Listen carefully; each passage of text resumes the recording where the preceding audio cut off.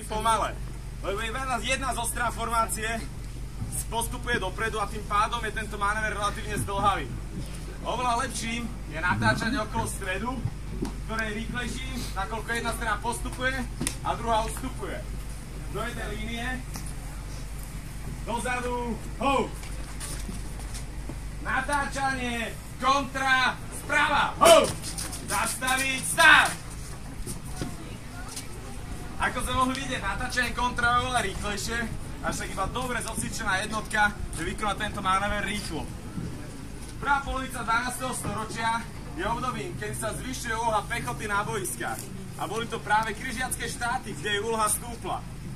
Obrana pevnosti a chránenie jazdy pri postupoch voči Saracénom boli tie miesta, kedy pechota so svojimi veľkými štítmi vedela odolávať saracénskej palbe. Rovnako aj rytieri bojovali pešno v prípade obrany hradov, akým je aj naša milovaná pevnosť Bagras. Práve tieto hrady boli stavené tak, aby čo najmenší počet bojovníkov vedel chrániť túto pevnosť proti veľkej presile.